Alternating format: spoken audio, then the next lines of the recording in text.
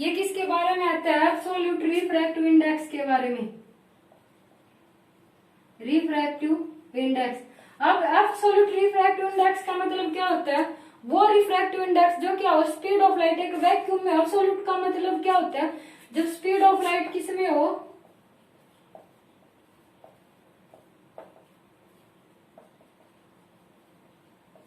Vacuum. जब क्या हो, स्पीड ऑफ लाइट वैक्यूम के केस में, उस टाइम पे क्या होता है?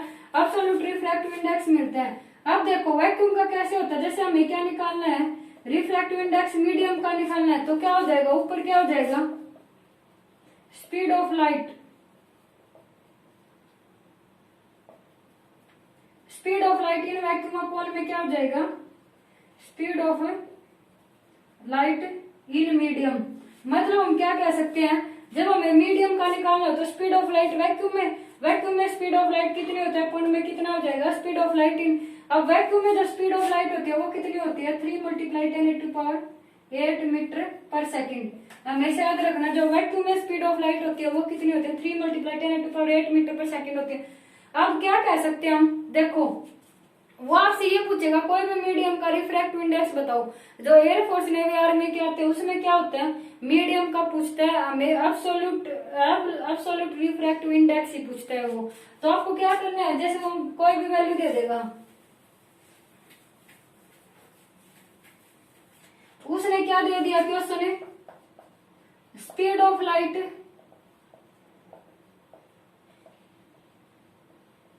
इन medium is 2 meter per second, ये दे दिया।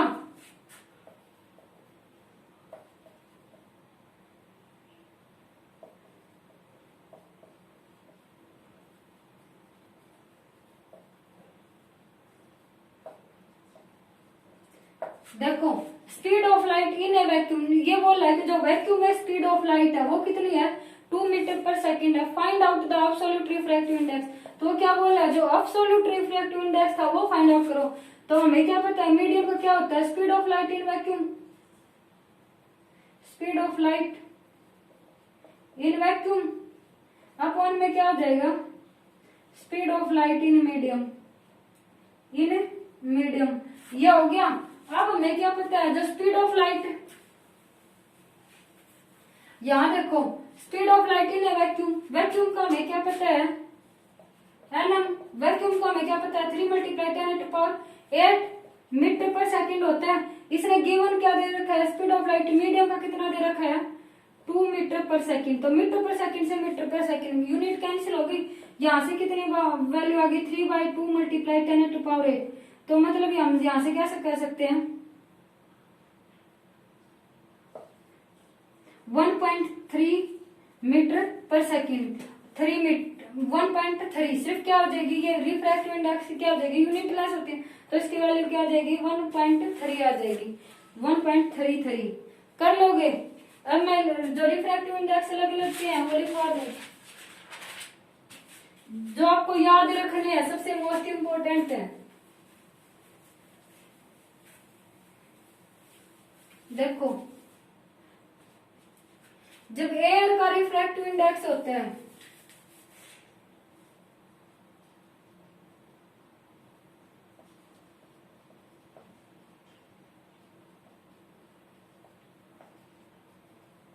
मीडियम, देखो जब क्या ले रखा हमने, क्या ले रखा हो, एयर ले रखा। फर्स्ट केस क्या है, एयर ले रखा, उस टाइम पे क्या होता है, जो स्पीड ऑफ लाइट, जो रिफ्रैक्टिव इंडेक्स होता है वो कितना होगा, 0.0003, ये वैल्यू हो जाएगी। मतलब क्या ले रखा हो, जब एयर ले रखा हो, में मीडियम किस में ले रखा हो, एयर में ले रखा हो, उस टाइम पे जो रिफ्रैक्टिव इंडेक्स होता है, ये आप नॉर्मली याद कर सकते हो, एयरफोर्स नेवी आर्मी में आप डायरेक्ट वैल्यू पुट कर सकते हो जब एयर का केस दे रखा हो तब, ठीक है। उसके बाद किसका है,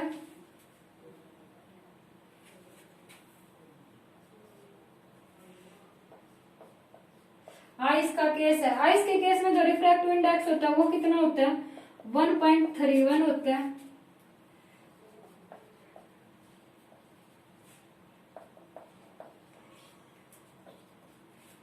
इसमें क्या ले लिया, आइस। आइस क्या होता है, बर्फ के फॉर्म में होता है, जो उसका रिफ्रैक्टिव इंडेक्स क्या हो जाएगा, 1.31 हो जाएगा, ठीक है। ऐसे ऐसे ही हमने क्या ले लिया, वाटर ले लिया। जो वाटर होता है उसका जो रिफ्रैक्टिव इंडेक्स होता है वो क्या होता है 1.33। ऐसे ही जो अल्कोहल ले लिया,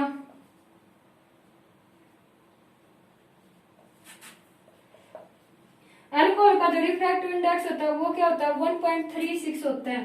ये 50 आप नोट कर लेना, बहुत इंपॉर्टेंट है।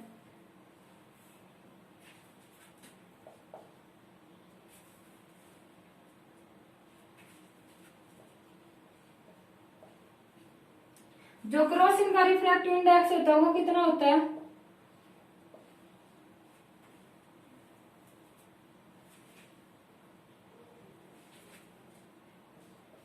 जो सबसे ज्यादा जो रिफ्रैक्टिव इंडेक्स होता है वो किसका होता है, डायमंड का होता है। डायमंड का जो रिफ्रैक्टिव इंडेक्स होता है वो कितना होता है 2.22। देखो एप्लीकेशन क्या कहाँ से आएंगे, या तो एयर वाले से आ सकते हैं क्योंकि एयर में क्या होता है सबसे कम रिफ्रैक्टिव इंडेक्स होता है, ठीक है। या फिर किस में से आएगा, डायमंड में से आएगा। तो डायमंड का रिफ्रैक्टिव इंडेक्स होता है वो कितना होता है 2.42 होता है, ठीक है। अब इससे क्वेश्चन कैसे आ सकते हैं, देखो उसने दे दिया डायमंड का, जो डायमंड का रिफ्रैक्टिव इंडेक्स हमें क्या पता है, डायमंड का रिफ्रैक्टिव इंडेक्स हमें क्या पता है 2.42 है। हमें ये पता है स्पीड ऑफ लाइट कितनी है, स्पीड ऑफ लाइट वैक्यूम की हमें 3 × 10⁸ 8 ये है। तो हम क्या कर सकते हैं, speed of light in medium की निकाल सकते हैं। मीडियम की कैसे निकालोगे, देखो ये दे रखा था हमें क्या, रिफ्रैक्टिव इंडेक्स एन का हो गया। ये किसके मीडियम का रिफ्रैक्टिव इंडेक्स निकालते क्या करते थे, speed of light in vacuum. Vacuum में कितनी दे रखी है, speed of light in vacuum upon में क्या था speed of light in medium. अब देखो स्पीड ऑफ लाइट वैक्यूम में कितना दे रखा है, यहाँ पे रिफ्रैक्टिव इंडेक्स की वैल्यू हमें डायमंड के केस में लेनी थी। क्वेश्चन ये था डायमंड के केस में, तो इसकी वैल्यू कितनी है 2.42 है। स्पीड ऑफ लाइट हमें क्या पता है 3 × 10⁸ होती है, इसका हमें निकालना है। मान लिया कि इसकी वैल्यू कितनी है, x वैल्यू है, तो यहाँ से हम इसको डिवाइड में करेंगे, x की वैल्यू आ जाएगी। x की वैल्यू कैसे आएगी, ये वाला नोट हो गया आपका।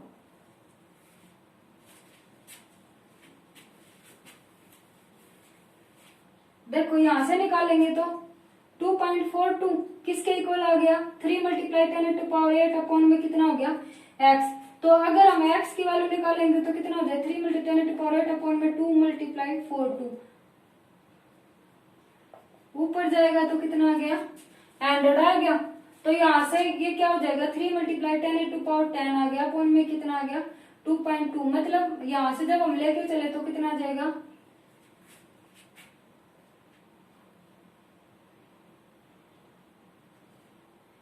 1 × 10⁸ इसके इक्वल आ जाएगा, ठीक है।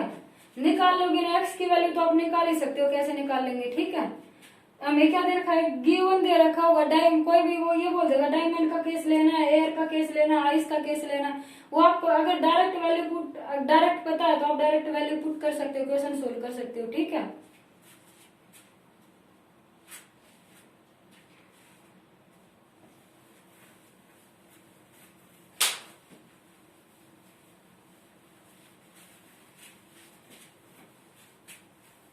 अब देखो अब क्या है, हमें क्या पता है लेंस के बारे में पढ़ा था।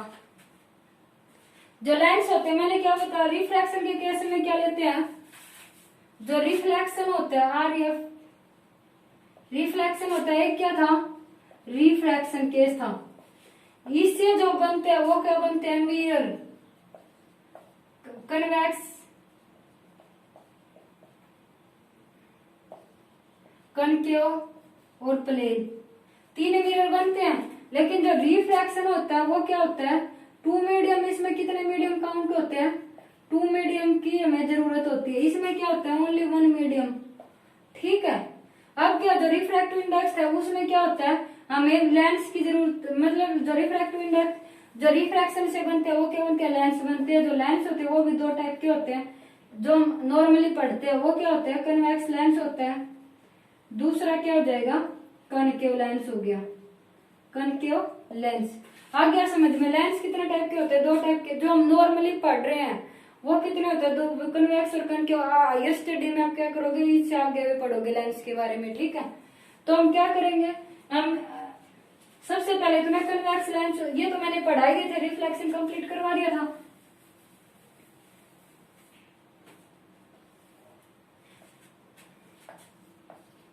जो कन्वेक्स लेंस था वो मैंने बता दिया था। कन्वेक्स लेंस क्या होता है? कन्वेक्स लेंस दो स्फेरिकल मिरर से बनता है। जो एज होती है उसकी, ये क्या होती है, एज क्या होती है, थिनर होती है। और जो मिडिल पार्ट होता है ये कितना होता है, थिकर होता है। ये भी क्या हो गया, थिनर हो गया। आ गया समझ में। उसके बाद क्या था, second concave lens. Concave lens में क्या था, ऐसे इमेज बन रही थी, मतलब कनकेव लेंस ऐसे होता है, इस शेप का होता है। जो इसकी एज होती है वो कितनी होती है, बहुत ज्यादा थिकर होती है। एज कितनी होती है, थिकर होती है बहुत ज्यादा। और जो बीच वाला पार्ट होता है ये कितना होता है, थिनर होता है। अब हम क्या पढ़ेंगे, कन्वेक्स लेंस, ये तो इसकी नॉर्मल, ये किसी काम में नहीं आता। अब हम क्या करते हैं, मेन आता है आपके जो इमेज बनती है वो कैसे बनती है, इमेज कहाँ कहाँ बनती है। तो देखो सबसे पहले हम कन्वेक्स लेंस का लेके चलेंगे। कन्वेक्स लेंस, इसमें जो फर्स्ट केस है वो क्या है, फर्स्ट केस पढ़ेंगे जब क्या हो,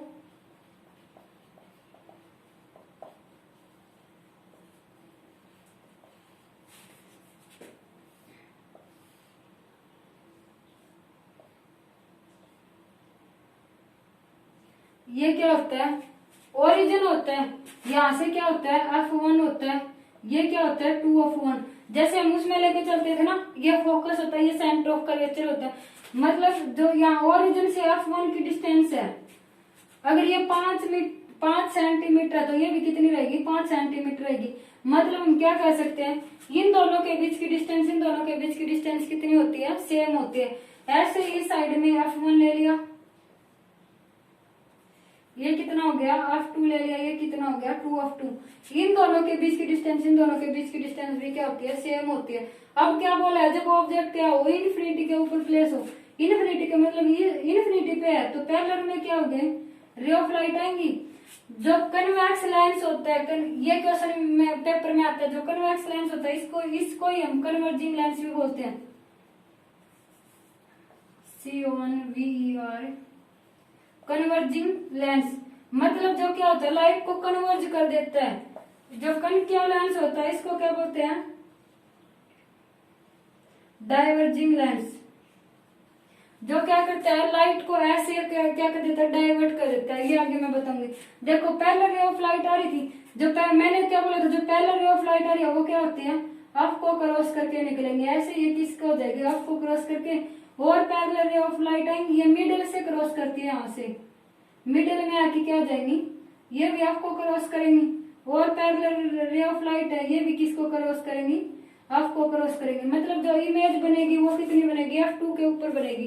तो इमेज प्लेस कहाँ बनेगा, एट F2 के ऊपर बनेगा। उसके बाद जो साइज रहेगा, इमेज का साइज रहेगा वो कितना रहेगा, बिल्कुल पॉइंट साइज रहेगा। मतलब ये कितना, बिल्कुल छोटा साइज है, तो यहाँ से क्या कह सकते हैं, पॉइंट साइज रहेगा। उसके बाद क्या हो जाएगा, पॉइंट साइज रह गया। उसके बाद हमें क्या पता है कि इमेज कैसी बनी है, तो इमेज नेचर कैसा रहेगा, इमेज का रियल बनेगी। और दूसरा क्या है, इन्वर्टेड। मतलब हम क्या कह सकते हैं, जो इमेज बनेगी वो क्या बनेगी, रियल बनेगी और इन्वर्टेड बनेगी। जो कन्वेक्स लेंस में जो फर्स्ट केस लेके चलते, जब वो ऑब्जेक्ट कहाँ प्लेस कर रखा हो, एक क्वेश्चन आता है इस मतलब जो मैं करवाऊंगी अब जो टॉपिक, जब इमेज कहाँ है, इन्फिनिटी पे प्लेस कर रखी हो, तो इन्फिनिटी पे है तो क्या बनेगी, F2 के ऊपर इमेज बनेगी। और इमेज का साइज रहेगा वो कि पॉइंट साइज रहेगा। और जो इमेज का नेचर रहेगा वो क्या रहेगा, रियल एंड इन्वर्टेड रहेगा। आगे समझ में।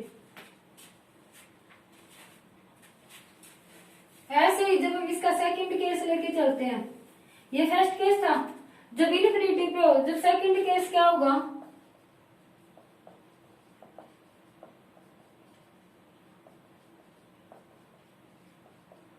बियॉन्ड सी, मतलब क्या कर रखा हो, बियॉन्ड सी का मतलब सी से थोड़ा सा परे।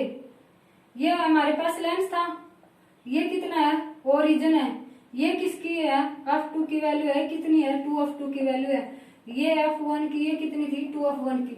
अब ये बोला जब ऑब्जेक्ट कहाँ हो, यहाँ प्लेस कर रखा, मतलब 2f सी का मतलब होता है 2f1। जब लेंस का केस लेके चलते हैं तो सी को हम 2f1 लिखेंगे, ठीक है। जब क्या प्लेस कर रखा हो ऑब्जेक्ट 2f1 से थोड़ा सा इस साइड में प्लेस कर रखा हो, तो यहाँ से पैरेलल आएगी, पैरेलल आके क्या हो जाएगी, f2 से क्रॉस करेगी, ऐसे ही क्या हो जाएगा, ओरिजिन से ये मान लिया ओरिजिन से आई, ये किस कहाँ प्लेस करेगी, ये यहाँ प्लेस करेगी, मतलब इमेज जो इमेज बनी है वो क्या कहाँ बनी है, f2 और 2f2 के बीच में बनी है। मतलब हम क्या कह सकते हैं, जो इमेज प्लेस है ये कहाँ है, बिटवीन f2 एंड 2f2। आ गया समझ में। उसके बाद इमेज f2 एंड 2f2 के बीच में बनी है, उसके बाद क्या करना है हमें, जो साइज रहेगा इमेज का, साइज ऑफ इमेज, किसका, इमेज का साइज, वो क्या रहेगा, इसके कंपेयर में क्या रहेगा, स्मॉल रहेगा, ठीक है। उसके बाद हमें क्या पता है, जो इमेज का नेचर होगा, नेचर ये उल्टी बनी है तो नेचर कैसा हो जाएगा, रियल बनेगी, और क्या बनेगी, इनवर्टेड बनेगी। आ गया समझ में। सेकंड केस क्या था, जब ऑब्जेक्ट कहाँ प्लेस कर रखा हो, बियॉन्ड 2f1, मतलब यहाँ प्लेस कर रखा हो तो इमेज कहाँ बनेगी, f2 और 2f2 के बीच में बनेगी। ऐसे ही इसके आगे केस भी कर सकते हैं। ये आ गया समझ में। जब क्या कर रखा हो, यहाँ बियॉन्ड सी कर रखा हो, उस टाइम पे सिर्फ क्या उस टाइम पे क्या होगा, स्मॉल साइज रहेगा, और किसके बीच में बनेगी, इन दोनों के बीच में बनेगी। आप यहाँ से एक बात समझ आ रही, जैसे जैसे हम इस साइड जाते जा रहे हैं, इमेज क्या है, या इस साइड से आगे इंक्रीज होती जा रही, मतलब पहले आती है और आगे ऐसे जाएगी, ठीक है। ऐसे अगर हम इसका क्या केस करते हैं, थर्ड केस करते हैं। थर्ड केस में क्या था,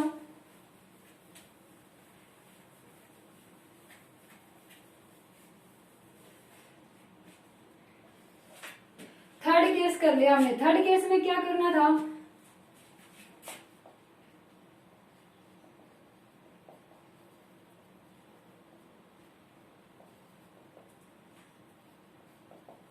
देखो सबसे मोस्ट इंपोर्टेंट है ये वाला, जब ऑब्जेक्ट कहां play, when object place at 2f1, 2f1 मतलब ये वाला,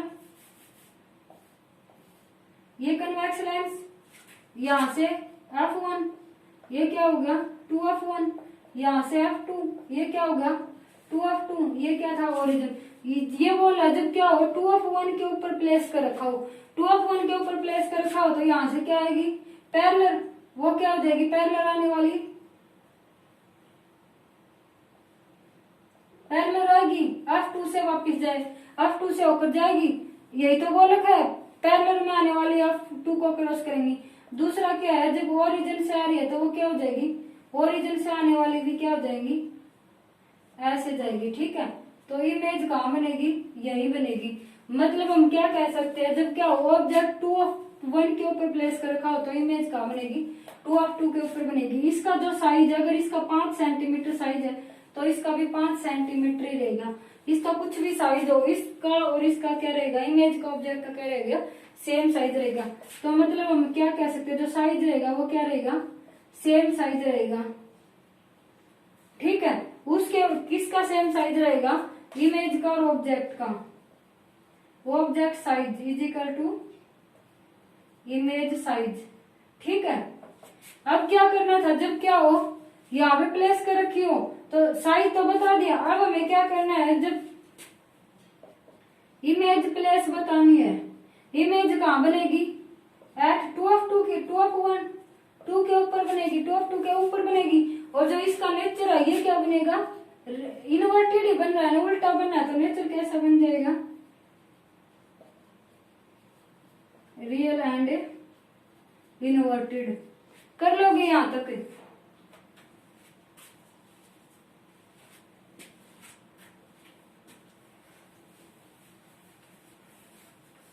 देखो इसमें क्या कर रखा था, जब 2f1 के ऊपर लेके चले तो पैरेलल में लेके जाएंगे, 2f2 के ऊपर बनेगी, यहाँ से क्या, यहाँ से f2 को क्रॉस करके जाएगी, यहाँ हो जाएगी, ऐसे हम ओरिजिन से क्रॉस करेंगे तो वो दोनों जाके कहाँ मिलेंगे, 2 के ऊपर मिलेंगी।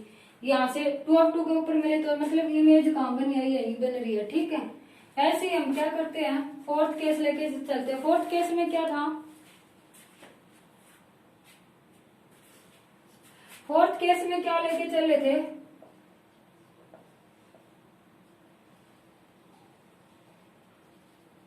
जब वो ऑब्जेक्ट कहां प्लेस कर रखा हो, इन दोनों के बीच में, बिटवीन 2 एंड F1।